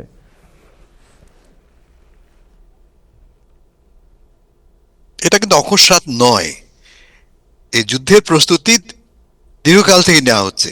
ডোনাল্ড ট্রাম্পের প্রথম টার্মে শুনেছি আমরা তিনি এটা ক্যারি আউট করতে পারেননি। সেকেন্ড টার্মে তিনি একবার আক্রমণ করেছেন, আক্রমণ করে আপনার মনে আছে নিশ্চয়ই ইসরায়েলের সাথে হাত মিলিয়ে 12 দিনের যুদ্ধে দেখেছি আমরা কি ঘটেছে। ইরানের টপ লিডারশিপ, মিলিটারি লিডারশিপ নিশ্চিহ্ন হয়ে গেছে একদিনের লড়াইতে, একদিনের বোমা বর্ষণে প্রায় 1 ডজন টপ জেনারেলস নিহত হয়েছে। 3টি প্রধান নিউক্লিয়ার প্রসেসিং কেন্দ্র প্রায় নিশ্চিহ্ন হয়েছে। ট্রাম্প সাহেব বলেছেন যে নিশ্চিহ্ন হয়েছে, ওরা বলছে যে না নিশ্চিহ্ন হয়নি, বাট আমরা জানি যে এটা খুব ক্ষতিগ্রস্ত হয়েছে। এখন যেটা হচ্ছে তা হচ্ছে যে ইরানকে আণবিক অস্ত্র প্রশ্নে, পারমাণবিক অস্ত্র প্রশ্নে চুক্তিতে স্বাক্ষর করতে বাধ্য করা। এটি কেন করা হচ্ছে? প্রধান কারণ, ইসরায়েল খুশি নয়, যতটুকু অর্জন হয়েছে অতটুকুতে খুশি নয় ইসরায়েল, আরো তারা চায়। তারা এখন কি বলছে, তারা লক্ষ্য করলো যে ডোনাল্ড ট্রাম্প এবং ইরান একটা চুক্তিতে প্রায় পৌঁছে গেছে। 4 দিন আগে জেনিভায় আলোচনার পরে আমরা দেখলাম যে তারা প্রায় চুক্তিতে পৌঁছে গেছে। ট্রাম্প সাহেব তার গলার আওয়াজ সফট করে নিয়ে এসছেন এবং চুক্তিতে পৌঁছানোর একটা বার্তা আমাদের দিলেন। আর ঠিক তখনই ওয়াশিংটন উড়ে গেলেন ইসরায়েলের প্রধানমন্ত্রী নেতানিয়াহু, এবং তিনি শর্ত দিলেন যে যদি চুক্তি হয়, চুক্তিতে এটা বলতে হবে যে এই মুহূর্তে ইরানের হাতে যে সমস্ত প্রসেস ইউরেনিয়াম আছে, এনরিচ ইউরেনিয়াম আছে, সবগুলি তাকে দেশের বাইরে পাঠাতে হবে, মানে আমেরিকাকে বা অন্য কোনো দেশকে পাঠিয়ে দিতে হবে। এর রক্ষক হবে ইরান নয়, অন্য কোনো দেশ। এই নতুন শর্ত আরোপ হয়েছে। ইরান বলছে, ইরানের বক্তব্য হচ্ছে যে আমরা অস্ত্র বানাবো না, অস্ত্র বানানো আমাদের লক্ষ্য নয়, কিন্তু পারমাণবিক শক্তি ব্যবহার আমরা করতে চাই আমাদের কৃষিক্ষেত্রের জন্য, মেডিকেল ক্ষেত্রের জন্য আমরা পারমাণবিক অস্ত্র, এবং যে আমার প্রয়োজন এনরিচ ইউরেনিয়াম। এটা এক নম্বর। আর 2 নম্বর, তারা বলছে কোনোভাবেই ব্যালিস্টিক মিসাইল নিয়ে কোনো আলোচনা হবে না। পারমাণবিক প্রশ্ন ঠিকই আছে, কিন্তু আমরা এও জানি যে ইরানের ড্রোন দুর্বল হতে পারে, কিন্তু ব্যালিস্টিক মিসাইল খুব শক্তিশালী। গত যুদ্ধে ব্যালিস্টিক মিসাইলে কিন্তু ইসরায়েলকে খানিকটা হলেও কাবু করেছিল। এখন সেখানে হাত দিয়েছে ইসরায়েল এবং মার্কিন যুক্তরাষ্ট্র। এই অবস্থায় দুটো সিনারিও। এক, চাপের মুখে পড়ে ইরান রাজি হলো, এবং রাজি না হলে আরো চাপ প্রয়োগের জন্য মার্কিন যুক্তরাষ্ট্র হামলা করতে পারে। মাথা রাখতে হবে যে বিপুল পরিমাণ অস্ত্র, গোলাবারুদ, জাহাজ ইত্যাদি ইত্যাদি, আর্মাডা বলছেন আমাদের প্রেসিডেন্ট, সমবেত হয়েছে ইরানের আশেপাশে। সবচেয়ে বড় জাহাজ আমাদের জেনারেল ফোর্ড, আমাদের যে অস্ত্রবাহী জাহাজ, বিমানবাহী জাহাজ, সে এখন ইরানের আশেপাশে। ভেনেজুয়েলার চেয়েও প্রায় দ্বিগুণ পরিমাণ অস্ত্র নিয়ে আমরা হাজির হয়েছি ইরানে। কেন? নিশ্চয়ই আমরা মজা করবার জন্য নয়, একটা গভীর উদ্দেশ্য নিয়ে সেখানে গেছি আমরা। উদ্দেশ্যটা কি? 1 নম্বর, ইরানকে বাধ্য করা। 2 নম্বর, প্রবাবলি ইরানের ক্ষমতার হাত বদল, রিজিম চেঞ্জ। এখন দেখা যাচ্ছে যে রিজিম চেঞ্জ পসিবল না ইরানে without boots on the ground. আপনি রিজিম চেঞ্জ করবেন, তার জন্য কিছু কন্ডিশন লাগে। এটাকে কে তার চলে যায় আগামীকাল খামেনি সাহেব, তার জায়গায় ক্ষমতা কে আসবে? কোনো লোক তো নেই। 1। 2 নম্বর, মোস্ট ইম্পর্টেন্টলি ইরানের সামরিক বাহিনী, ইরানের রেভলিউশনারি গার্ড, তারা তো এর সাথেই আছে। তাদেরকে বাদ দিয়ে অন্য কোনো সরকার থেকে আসতে পারে না। ফলে রিজিম চেঞ্জটা এই মুহূর্তে কিন্তু আমেরিকার মাথায় 1 নম্বর প্রায়োরিটি না। 1 নম্বর প্রায়োরিটি হচ্ছে ইরানকে বাধ্য করা। শেষ কথা বলছি আমি, এই চুক্তির পেছনে সমর্থন আছে কাদের? শুধু ইসরায়েল না, কিন্তু মধ্যপ্রাচ্যের দেশগুলিরও, সৌদি আরব, গালফ দেশগুলি, কারণ তারা চায় একটা দুর্বল ইরানকে দেখতে। কিন্তু তারা যেটা চায় না তা হচ্ছে যে ইরানের এই যুদ্ধ সূত্র ধরে অঞ্চলটা ডিস্টেবিলাইজ হয়ে পড়ুক, বিশৃঙ্খল হয়ে পড়ুক, তারা কেউ চায় না। কারণ যুদ্ধ শুরু হলে শুধু একটা ইরান মরবে না, মরবে আশেপাশের সমস্ত দেশই। সেখানে যুদ্ধ তারা চাইছে না, তারা চাই যাক, খমেনি সাহেবরা যাক, মোল্লারা যাক, কোনো আপত্তি নেই আমাদের, বাট লেটস রিমেইন স্টেবল রিজিনালি। এখন ট্রাম্প সাহেব আজকে বলেছেন 10 দিন সময় দিয়েছেন। আমি যত জানি, আমি আজকে ইউরোপিয়ান সোর্সগুলি আমি চেক করছিলাম, তারা বলছে যে প্রবাবলি স্যাটারডে, এই শনিবার আক্রমণ হতে পারে। ট্রাম্প সাহেব নিজে 10 দিন সময় দিয়েছেন, কিন্তু আমার ধারণা যে এই উইকেন্ডে একটা কিছু ঘটতে পারে। Thank you so much, thank you. সর্বশেষ যে বিষয়টি আলোচনা করতে চাই তা হচ্ছে যে ট্রাম্প সাহেব, প্রেসিডেন্ট ট্রাম্প, উনি তারেক রহমান সাহেবকে অভিনন্দন বার্তা পাঠিয়েছেন, এবং এই অভিনন্দন বার্তা, যে বার্তার মেসেজটি কি, এটা নিয়ে একটু আগে আমি আলাপ করছিলাম। আপনি জানেন আমাদের এখানে মাঝে মধ্যে আসেন ডক্টর নির্জর সাকিব, যিনি ইন্টারন্যাশনাল বিভিন্ন বিষয়ে মাঝে মধ্যে কথা বলেন। তো উনি যেটা আমাদের বলেছেন, আমরা একটু তার সাথে কথা বলে আগে বলেছিলেন, রেকর্ড করে রেখেছিলাম। বিষয়টি শোনার পরে আমরা একটু আপনার আলোচনায় পার্টিসিপেট করে দেখে আসি উনি কী বললেন। জি, ধন্যবাদ তাহের ভাই। আপনারা সবাই নিশ্চয়ই জানেন যে প্রেসিডেন্ট ট্রাম্প আজকে আমাদের বাংলাদেশের নবনির্বাচিত প্রধানমন্ত্রী তারেক রহমানকে একটি কংগ্রাচুলেশনস লেটার পাঠিয়েছেন, এবং সেই লেটারে তিনি উল্লেখ করেছেন এই নির্বাচনটিকে একটি হিস্টোরিক ইলেকশন হিসেবে, এবং সেটা আসলে নির্দেশ করে একটা ইউএস সাপোর্ট ফর দি বাংলাদেশের যে ডেমোক্রেটিক ট্রানজিশন হচ্ছে সেটা। তবে এর একই সাথে এটা কিন্তু শুধুমাত্র একটা নিছকই শুভেচ্ছা বা কংগ্রাচুলেশন জানানোর কোনো লেটার না। প্রেসিডেন্ট ট্রাম্প অত্যন্ত ট্রানজ্যাকশনাল, যেটা আমরা জানি। সেই কারণে আমরা এটাও দেখলাম যে এই কংগ্রাচুলেটরি লেটারের মধ্যেই তিনি আরও অনেকগুলো খুবই ক্রিটিক্যাল এবং ইম্পর্টেন্ট বিষয় নিয়ে কথা বলেছেন। বাংলাদেশ এবং আমেরিকার যে বাইল্যাটারাল সম্পর্ক, সেগুলোর মধ্যে খুবই সিগনিফিকেন্ট কিছু মিলিটারি এবং কমার্শিয়াল বা ট্রেড রিলেটেড কথা তিনি এর মধ্যে কিন্তু বলে ফেলেছেন। প্রথমে যেটা আমার নজরে পড়লো সেটা হচ্ছে তিনি আসলে বলার চেষ্টা করছেন যে বাংলাদেশের সাথে আমেরিকার যে কিছু ডিফেন্স কোঅপারেশন রিলেটেড নেগোসিয়েশন বা অ্যাগ্রিমেন্টের কথা বেশ কয়েক বছর ধরে আলোচনায় ছিল, সেগুলোকে একটা ফর্মাল রূপ দেওয়া, অর্থাৎ পরিষ্কার করে বললে বাংলাদেশকে তাগাদা দেওয়া যে এই ডিফেন্স কোঅপারেশন অ্যাগ্রিমেন্টগুলো তোমরা সাইন করে ফেলো। তো এটা একটা খুব সিগনিফিক্যান্ট ঘটনা। এরপরে তিনি যেটা বলার চেষ্টা করেছেন সেটা হচ্ছে যে বাংলাদেশের মিলিটারি আমেরিকার কাছ থেকে অত্যাধুনিক অস্ত্রগুলো কিনে খুব উপকৃত হতে পারে। এটার অর্থও কিন্তু একদম পরিষ্কার। তিনি আসলে বলতে চেয়েছেন যে তোমাদের উচিত, বাংলাদেশের উচিত আমেরিকার কাছ থেকে আরও বেশি অস্ত্র কেনা, রাদার দেন চায়নার কাছ থেকে কেনা। যেটা কিছুদিন মাত্র আগে আমরা দেখলাম যে আমেরিকার যে অ্যাম্বাসেডর ঢাকায়, তিনি কিন্তু একই ধরনের কথা বলেছিলেন যে বাংলাদেশকে একটা চাইনিজ বিকল্প অস্ত্র দেওয়ার ইচ্ছা আমেরিকার আছে। সো সেদিক থেকে দেখলে, এবং এই লেটারের মধ্যেও প্রেসিডেন্ট ট্রাম্প যেভাবে খুব সুস্পষ্টভাবে, দ্ব্যর্থহীনভাবে নতুন নিযুক্ত অ্যাম্বাসেডরের নাম উল্লেখ করে বলেছেন যে তিনি আমার সম্পূর্ণ সাপোর্ট রাখেন, সেটা কিন্তু ওই দিকেই ইঙ্গিত করে। এরপরে আরেকটা খুব সিগনিফিকেন্ট বিষয় এই চিঠির মধ্যে আছে, সেটা হচ্ছে যে বাংলাদেশকে একরকমের রিকোয়েস্ট করা হয়েছে যে বাংলাদেশ যেন আমেরিকার যে ইন্দো প্যাসিফিক স্ট্র্যাটেজি, সেটায় খুব শক্তভাবে বা জোরালোভাবে কোঅপারেট করে। তো আগের অ্যাডমিনিস্ট্রেশনগুলো সাধারণত এই ধরনের ক্ষেত্রে বলতো যে কেন আমরা ইউএস ইন্দো প্যাসিফিক স্ট্র্যাটেজিতে পার্টিসিপেট করব, যাতে আমরা চায়না ঠেকাতে পারি, অথবা চাইনিজ যে অথরিটেরিয়ান মডেল, সেটাকে ঠিকই আমরা একটা গণতান্ত্রিক সম্প্রসারণ বা ডিফিউশনের দিকে আমরা যেতে পারি। এই চিঠিতে কিন্তু এইসবের কোনো বালাই নেই। আপনারা জানেন যে ট্রাম্প অ্যাডমিনিস্ট্রেশনের মধ্যে এই ধরনের নীতিগত বা লিবারাল আইডিয়াগুলোর খুব একটা দাম নেই। বরং সেখানে যেটা বলা হলো যে এটার মধ্য দিয়ে বাংলাদেশ একটা স্ট্রঙ্গার এবং মোর প্রসপ্যারাস নেশন হতে পারে। তো আমরা যদি দেখি যে ইন্দো প্যাসিফিক স্ট্র্যাটেজি বলতে আসলে আমেরিকা কি বোঝায়, তাহলে আমরা দেখব যে এর মধ্যে একটা অন্যতম দিক হচ্ছে অ্যাগ্রাসন বা হামলা ঠেকানো। সেখানে আসলে চায়নাকে ইঙ্গিত করা হয়েছে, এবং এই যে ট্রেড রাউটগুলো আছে এখানে, সেখানে ন্যাভিগেশনের যে স্বাধীনতা সেটা রক্ষা করা, রেজিলিয়েন্ট সাপ্লাই চেইন গঠন করা এবং ইকোনমিক সম্পর্কগুলো অক্ষুণ্ণ রাখা, এবং সর্বোপরি ছোট দেশগুলোর সার্বভৌমত্ব রক্ষা করার একটা সুস্পষ্ট মেসেজ এই ইন্দো প্যাসিফিক স্ট্র্যাটেজির মধ্যে আছে। সো এদিক থেকে দেখলে আমাদের কিন্তু অনেকগুলো কথা থেকে যায়, আমি পরে ব্যাখ্যা করছি। সো ওভারঅল ইন্দো প্যাসিফিক স্ট্র্যাটেজিতে বাংলাদেশকে পার্টিসিপেট করার জন্য, জোরালোভাবে পার্টিসিপেট করার জন্য একটা তাগাদা এই চিঠির মধ্যে আছে। এরপরে আমার চোখে পড়লো যে ট্রেড নিয়ে তিনি যে ইঙ্গিতটা দিয়েছেন সেটা আসলে নির্দেশ করে যে বেসিক্যালি ইউনুস অ্যাডমিনিস্ট্রেশনের সময় যে রেসিপ্রোকাল ট্যারিফ এবং ট্রেডের যে অ্যাগ্রিমেন্টটা হয়েছে সেটা যেন সর্বতোভাবে মেনে চলা হয়, একরকমের রেজিম কন্টিনিউটি যেন থাকে।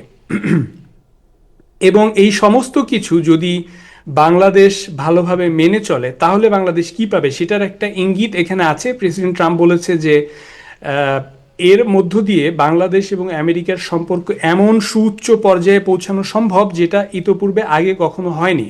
এটার একটা ইঙ্গিত হতে পারে এটাই যে এর মধ্য দিয়ে হয়তো আমরা কোনো থার্ড পার্টি বা ইন্টারমিডিয়ারি বা কোনো ধরনের ফরিয়াকে আমরা আর লাগবে না এই ধরনের নেগোসিয়েশনের জন্য। আমেরিকার সাথে আমরা সরাসরি একটা সুউচ্চ বায়োল্যাটারাল সম্পর্ক বিল্ড করতে পারি। তো মূল কথা হচ্ছে এখানে তিনি সেক্রেটারি রুবিওর মতোই, সেক্রেটারি রুবিও যে কংগ্রাচুলেটরি মেসেজটা টুইট করেছিলেন সেটার মতোই এখানে একই কথাগুলোই এসেছে, সেটা হচ্ছে প্রসপারিটি এবং সিকিউরিটি, অর্থাৎ ইকোনমিক টাই এবং মিলিটারি টাই, এই দুইটা যদি বাংলাদেশ রক্ষা করে চলে তাহলে আমেরিকার সাথে বেশ কিছু জিনিস ফায়দা উসুল করা যাবে বলে আমার মনে হয়। এবং আমার যেটা ব্যক্তিগত বিশ্বাস সেটা হচ্ছে যে বাংলাদেশের উচিত এই ধরনের ক্ষেত্রে এই সম্পর্কগুলোকে লেভারেজ করা। ফর এক্সাম্পল বাংলাদেশ চেয়ে বসতে পারে যে আমেরিকার কথা যদি আমরা শুনি তাহলে আমেরিকা আমাদেরকে সিকিউরিটি গ্যারান্টি দিবে কিনা। সবচেয়ে বড় গ্যারান্টি হচ্ছে ফর্মাল ডিফেন্স প্যাক্ট, সেটা যদি নাও হয় আমরা চাইতেই পারি যে মেজর নন নেটো অ্যালাই স্ট্যাটাস আমাদেরকে দেবে কিনা আমেরিকা, ফর এক্সাম্পল। কারণ ইন্দো প্যাসিফিক স্ট্র্যাটেজির একটা গুরুত্বপূর্ণ পিলার হচ্ছে সভরেনিটি অফ স্মলার স্টেটসকে রক্ষা করা, অর্থাৎ ছোট দেশগুলোর সার্বভৌমত্ব রক্ষা করা। এখন এটা তো শুধু চায়নার ক্ষেত্রে বললে হবে না, আমাদের সার্বভৌমত্ব যদি কোনো রকমের ঝুঁকির সম্মুখীন হয় সে যেখান থেকেই হোক, সেক্ষেত্রে আমেরিকা আমাদেরকে এই সিকিউরিটি গ্যারান্টি দেবে কিনা। এবং আমরা যদি মেজর নন নেটো অ্যালাই হতে পারি আমেরিকার, তাহলে আমরা আমেরিকার যে ডিফেন্স টেকনোলজি সেটার একটা প্রায়োরিটি অ্যাক্সেস পাবো। সো আমরা একটা স্ট্র্যাটেজিক এজ পাবো আমাদের কম্পিটিটরদের তুলনায়। আমরা জয়েন্ট ট্রেনিং এবং লজিস্টিক্স কোঅপারেশন পাবো। আমরা ডিফেন্স ফাইন্যান্সিং অ্যাডভান্টেজও পাবো, অর্থাৎ ওদের সাথে কোনো ডিল হলে আমরা সেটার ফাইন্যান্সিং অপরচুনিটিস পাবো।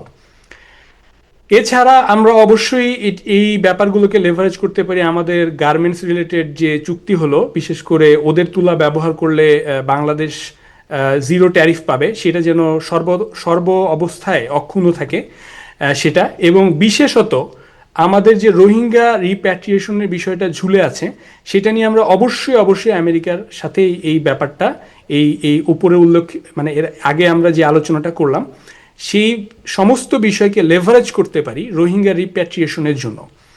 এবং সেখানে কিন্তু নানা রকম অপরচুনিটির কথা আমরা আগেও শুনেছি। বিশেষ করে আমরা যে ডিফেন্স কোঅপারেশন অ্যাগ্রিমেন্টের কথা এই চিঠির মধ্যে দেখেছি ফর্মালাইজ করার দিকে তাগিদ দেওয়া হয়েছে, তার মধ্যে কিন্তু একটা আছে হচ্ছে যে আরাকানে হিউম্যানিটেরিয়ান করিডোর। সো সেটা যদি হয় এবং সেটা যদি আমাদের একটা ন্যাশনাল কনসেনসাসের মধ্য দিয়ে হয়, যেমনটা প্রধানমন্ত্রী তারেক রহমান তার ম্যানিফেস্টোতে উল্লেখ করেছিলেন যে ন্যাশনাল সিকিউরিটি কাউন্সিল তিনি গঠন করবেন, একটা প্রতিশ্রুতি তার, সেটা যদি আক্ষরিক অর্থে একটা ন্যাশনাল সিকিউরিটি কাউন্সিল হয় যেখানে নানান মত পথের বিরোধী মত পথের একটা ঐক্যমত্য এখানে অ্যাচিভড হবে এবং আমাদের সিভিল মিলিটারি দুই ধরনের রিপ্রেজেন্টেশন সেখানে থাকবে, সেটা আন্ডারে কিন্তু আমরা আরও অনেক কিছু করতে পারি। আমরা পাওয়ার প্রজেক্ট করতে পারি আমাদের সীমানার বাইরে, আমরা সার্ভেলেন্সের কাজ করতে পারি আমাদের সীমানার বাইরে, আমরা ফরওয়ার্ড বেস পর্যন্ত তৈরি করতে পারি। এবং এগুলো করলে আমাদের যেটা সুবিধা হবে সেটা হচ্ছে যে আমাদের কিন্তু এখন ওই পূর্ব দিকের যে সংকটপূর্ণ বর্ডার, অর্থাৎ আরাকানের সাথে যে বর্ডার, সেখানে কিন্তু একটা ক্রাইসিস আমাদের একদম ঘাড়ের উপরে ঝুলছে। আরাকান আর্মি যখন তখন আমাদের দেশে ঢুকে পড়ছে, আমাদের মাঝি বা জেলেদেরকে ধরে নিয়ে যাচ্ছে, আমাদের দেশে ঢুকে তাদের ইনসাইনিয়া সহ তারা বিভিন্ন রকমের সাংস্কৃতিক কর্মকাণ্ডে অংশ নিচ্ছে। সো আমরা কিন্তু এই নাফ নদীর ওই পারে বর্ডারটাকে একদম সিল করে দিতে পারি যদি আমরা এইটাকে প্রপারলি একটা লেভারেজ করতে পারি, কারণ আমরা এখানে জিওগ্রাফিক্যালি ইনডিসপেন্সেবল, আমাদের ছাড়া এখানে কোনো সলিউশন সম্ভব না। সুতরাং আমি মনে করি এই সমস্ত বিষয়কে স্মার্টলি ডিল করে ঢাকা আসলে একটা রিজিওনাল লিডার এবং নেগোশিয়েটর হিসেবে এমার্জ করতে পারে এই সম্ভাবনাগুলোকে, এই ঝুঁকি বা সম্ভাবনা যাই বলি সবগুলোকে স্মার্টলি ডিল করে কাজে লাগানোর মধ্য দিয়ে, এবং এর মধ্য দিয়ে আমরা আমাদের সার্ভাইভাল নিশ্চিত করতে পারি এবং পাওয়ার ম্যাক্সিমাইজ করতে পারি, এবং আমাদের যে সমস্ত নিরাপত্তা এনভায়রনমেন্টের যে সমস্ত ঝুঁকি আছে সেগুলো কিন্তু আমরা সম্ভাবনায় পরিণত করতে পারি। ধন্যবাদ সবাইকে। Thank you, thanks. হাসান ভাই, এনি ট্রাম্পের যে লেটার, এই লেটারের উপর উনি যা বললেন, ইব্রাহিম ভাই আছেন, আপনাদের? আমি সম্পূর্ণ একমত, খুব ভালো বলেছেন, ভালো অ্যানালিসিস করেছেন, সম্ভাবনাগুলি দিকগুলি দেখিয়েছেন। আমি কমপ্লিটলি এগ্রি করছি সাকিবের সাথে। তবে don't read too much into ইট। এটা একটি অভিনন্দন পত্র মাত্র, এটির চুক্তি নয়, কোনো Right. প্রস্তাব নয়। এই জাতীয় অভিনন্দন পত্র আমরা আরো পাবো, আরো পেয়েছি আমরা, কিন্তু একটা রূপরেখা পাচ্ছি আমরা। পাচ্ছি এটা কি? ইঙ্গিত আছে এর মধ্যে। পাচ্ছি আমরা এই যে মার্কিন যুক্তরাষ্ট্র আগ্রহী বাংলাদেশের সঙ্গে সম্পর্ক নির্মাণে। মাথায় রাখবেন যে এর আগের সময়ে প্রতি বছরে মোমেন সাহেব আসতেন। কেন? আমাদের সঙ্গে ষান্মাসিক একটা ডায়ালগ হতো। বাংলাদেশ আমেরিকার সঙ্গে প্রতি 6 মাস অন্তর অন্তর আমরা বসতাম কথা বলতে। কি নিয়ে? এই যে যেসব কথা বললেন সাকিব সাহেব, সেই স্ট্র্যাটেজি কোঅপারেশন, টেরোরিজম কিভাবে রেজিস্ট করা যাবে, আমাদের দুই দেশের মধ্যে ইকোনমিক অ্যান্ড পলিটিক্যাল অ্যালায়েন্স কিভাবে বিল্ড করা, এই নিয়ে কথা বলতে হবে আমরা। কেমন? ফলে সেটা, এটা একটা কন্টিনিউটি, এটা হঠাৎ করে হচ্ছে না। গত 10 বছর 15 বছর ধরে আমরা, বিশেষ করে শেষ রিজিমে বাইডেনের সময় 5 বছরে আমরা এটাকে নিয়মে পরিণত করে ফেলেছিলাম। বাট আই কমপ্লিটলি এগ্রি সাকিবের সাথে যে it opens up new opportunities for Bangladesh. কারণ যেটা উনি বলেছেন, ট্রাম্প সাহেব ট্রানজ্যাকশনাল, মানে উনি ব্যবসা বাণিজ্য করতে ভালোবাসেন। আমি দিচ্ছি, তুমি আমারে দিবা। সেদিক থেকে আমরা অলরেডি কি বলে চুক্তি করেছি, ট্রেড চুক্তিটা আমাদের জন্য খুব ক্ষতিকর চুক্তি, কিন্তু দীর্ঘমেয়াদী চুক্তি আমাদেরকে বেঁধে ফেলেছে। তারপরেও আমরা বিনা শুল্কে গার্মেন্টস পাঠানোর সুযোগ পাচ্ছি আমরা, যদি আমরা এদের তুলা কিনি, যে তুলার দাম কিনা বহুগুণে বেশি ভারত থেকে কিনলে বা আফ্রিকা থেকে কিনলে, তবুও আমরা রাজি আছি। আমি দেখেছি আমাদের গার্মেন্টস মালিকরা খুব খুশি, কোনো মানে খুশি। কিন্তু অন্য শর্তগুলি কিন্তু আমাদের স্বার্থের দিকে যায় না। আমরা কেন অত টাকা দিয়ে বই কিনবো? আমাদের যেই সয়াবিন কিনতে হবে, আমাদেরকে বাধ্য হবে। আমেরিকান সয়াবিন আমার তো কোনো প্রয়োজন নেই, আমার বাড়ির পাশ থেকে সয়াবিন কিনতে পারি আমরা, ব্রাজিল থেকে কিনতে পারি আমরা অর্ধেক দামে। ফলে আমাদেরকে শর্তে বেঁধে দিচ্ছে মার্কিন যুক্তরাষ্ট্র। এবং আমার ধারণা যে ডক্টর খলিল রহমানের যে পদোন্নতি, তার একটা বড় কারণ তিনি চুক্তিটা আমাদের দিয়ে করিয়ে নিয়েছেন। এটা তার লাভটা আসলে হলো, তার বাংলাদেশে কত লাভ হলো এই নিয়ে আমার সন্দেহ এখন আছে। কিন্তু একটা জিনিস আমার কাছে মনে হয়, ইব্রাহিম এবং হাসান ভাই, সিগনিফিকেন্ট যেটা হলো যে আগের রেজিমের সময় যে একটা টেন্স ছিল আমাদের সম্পর্কের মধ্যে, ওয়াশিংটন ঢাকা রিলেশন, এই রিলেশনে আপনি জানেন যে বিভিন্ন সময় বিভিন্ন ধরনের টেনশন ক্রিয়েট হয়েছিল। আপনার শেখ হাসিনার বিভিন্ন বক্তব্য, তারপরে আপনার তির্যক বিভিন্ন সমালোচনা, দুই দেশের মধ্যে মনে হচ্ছিল এই ধরনের একটা আপনার স্ট্রেঞ্জ রিলেশন বিল্ড আপ হয়েছিল। এটা আমার কাছে মনে হচ্ছে এখন এটা যেন কেটে গেছে, এখন যেন অনেক সাবলীল দুই দেশের রিলেশনটা। ঠিক বলেছেন, আমি আপনার সাথে একমত। ইব্রাহিম খোকন, কি বলেন আপনি? যে এখন শুনে সাবলীল হচ্ছে যে আপনি কতটা ভালোবাসা আমাকে দেখাচ্ছেন। এখন এই ভালোবাসাটা তো হৃদয়, হাসান ভাই যেটা বললেন, আমাকে স্বার্থের মার পেছে ঘুরিয়ে নিয়ে আমাকে ভালোবাসা দেখাচ্ছেন। হ্যাঁ, বড় লোকের ভালোবাসা আমি নিলাম, কিন্তু এর বিনিময়ে আমাকে দিতে হচ্ছে কি? আমার সতীত্ব যাচ্ছে, আমার ইজ্জত যাচ্ছে। আমি আগে আগে বলছি আমি ভারত আমাকে নিয়ে গেল, এখন আমার আরো একটু বড় লোকের কাছে গেলাম আর কি, নিলেন। কিন্তু আমার দেশের স্বার্থের প্রশ্নে আমরা যে বললাম আমি ভারতেরও গোলামি করবো না, চীনেরও গোলামি করবো না, আমি আমেরিকারও গোলামি করবো না, সেই জায়গায় দাঁড়ানোর মতো অবস্থা আমাদের নাই। এখন যারা এখন ক্ষমতায় এসেছেন তারা খুশি হবেন যে আমেরিকার মতো একটা বড় মানুষের কাছে আমার ইজ্জত যাচ্ছে। এটা গোপনেও কিছু যাচ্ছে, প্রকাশ্যেও যাচ্ছে। এই ইজ্জত যাওয়ার মধ্যে আমরা আর এখন আর অসম্মান দেখতেছি না, আমরা মানে এসব মেনে নিয়েছি। এখান থেকে আপনি বেরোতে পারবেন যে চুক্তিগুলা আমাদের সাবেক অন্তর্বর্তীকালীন সরকার করে গেছেন, আপনি বেরোতে পারবেন না। আমি তুলার সাথে আমার জীবনের একটা সময়, উল্লেখযোগ্য সময় জড়িত। আমি তুলার ফ্যাক্টরি এগুলার আমদানির সাথে জড়িত ছিলাম। আমেরিকার তুলা হচ্ছে সবচেয়ে দামি তুলা, সেখানে মিশর ব্রাজিলের যে তুলা, সেই তুলা অনেক কম দামে পাওয়া যায়। আপনাকে এই তুলা কিনতে হবে। আপনাকে আমেরিকার সোয়াবিন কিনতে হবে, আপনাকে আমেরিকার বোয়িং কিনতে হবে, আপনার আমেরিকার থেকে অস্ত্র নিয়ে আপনি কার সাথে লড়াই করবেন, কিন্তু এই অস্ত্র আপনাকে কিনতে হবে, আর কিছুদিন পরে পরে এই অস্ত্রকে তেল দেওয়ার জন্য আবার তেলও কিনতে হবে।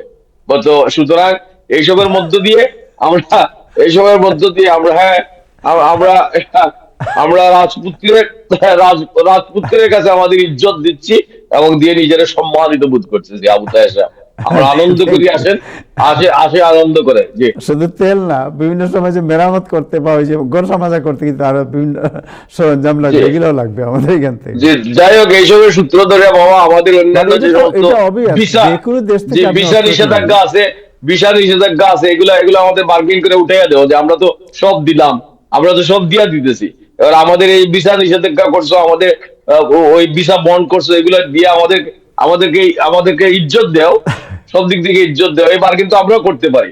সুতরাং এই গভর্নমেন্টের কাছে আমাদের আবেদন, আমরা আলাপ করবো এই বিষয়গুলো, আমরা প্রেসার ক্রিয়েট করবো যে আমাদের বার্গেন করার ক্ষমতা নাই। আমরা কেন, বিশ্বের কোন দেশই কিন্তু বার্গেন করছে না। ট্রাম্প সাহেব ডিমান্ড করছেন, ডিমান্ড তারা মেনে নিচ্ছেন। আপনি দেখেন প্রতিটি ইউরোপের দেশগুলি তাকে খুশি করবার জন্য কি পরিমাণ তৈলমর্দন করছেন, আর সেখানে আপনি বলছেন যে আমরা ডিমান্ড করব, আমাকে ইজ্জত দাও। মনে হয় না যে ট্রাম্প প্রশাসন সেটা মানবে। ডিমান্ড অনুনয় বিনয় করে হলেও একটা কৌশলে বলা দরকার। এখন আমরা আমাদের তো আওয়াজ যদি করেন, তাহলে মনে আছে আপনার ওই যে আমাদের প্রেসিডেন্ট সাহেবকে কিভাবে হোয়াইট হাউসে সবার সামনে অপমান করা হয়েছিল? না, এই জন্য না, এটা অনুনয় বিনয় করে বলতে হবে, মহারাজ আমাদের এই কথাটা আপনি শুনেন, আমাদের এই দাবি আছে, আমাদেরকে একটু ভালোবাসেন, একটু ভালোবাসা দেখান। Thank you so much. Thank you Hasan ভাই, আপনাকে অনেক ধন্যবাদ সময় দেওয়ার জন্য। Thank you Ibrahim Chowdhury Khokon, and thank you Sakib, and then আমাদের বিশ্বজিৎ সাহা এবং নাজমুল হাসান। দর্শক, আজকে এ পর্যন্তই।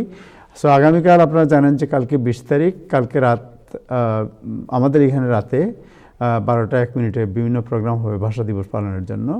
আপনারা আশা করি সংযুক্ত হবেন, এবং কালকে দুপুর 1টা 1 মিনিটে বাংলাদেশের সাথে সংযুক্ত, বাংলাদেশ সময়ের সাথে সম্পৃক্ত তা রেখে এইখানে পালন করা হবে জাতিসংঘের সামনে মহান ভাষা দিবস।